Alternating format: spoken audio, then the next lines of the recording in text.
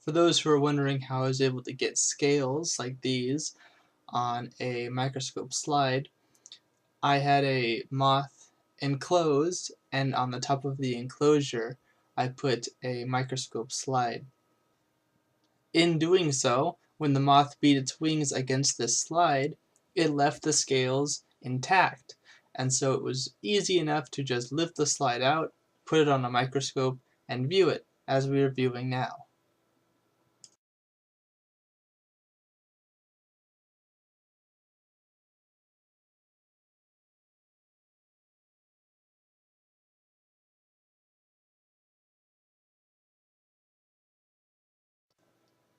You can certainly see that some of these scales are long and hair-like. Hair-like scales are indicative of moth species, whereas flatter, more broad scales are indicative of butterflies, although this is a generalization and not always true.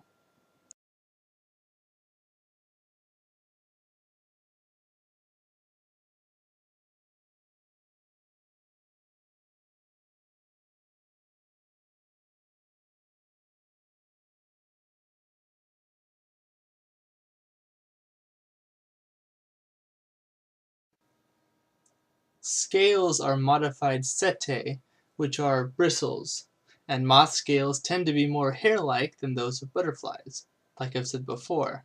It's a very interesting adaptation, in my opinion, to see something like a scale come from something like a hair or a bristle.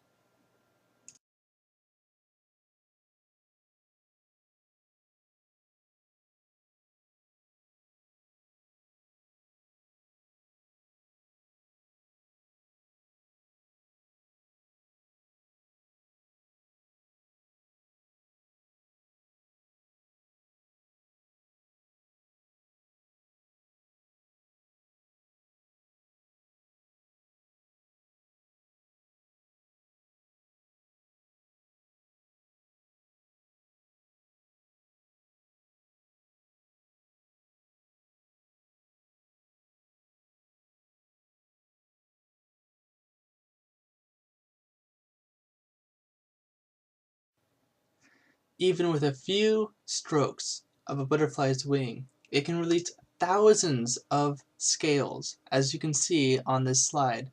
I only kept the slide on the top of the enclosure for maybe a couple of seconds, and here you can see a vast number of scales with many different kinds of sizes and shapes.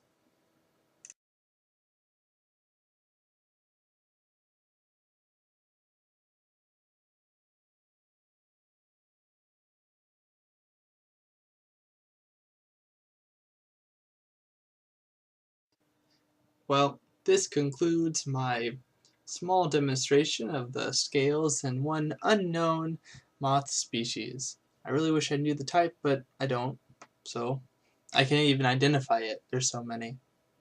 Thanks for watching. See you soon.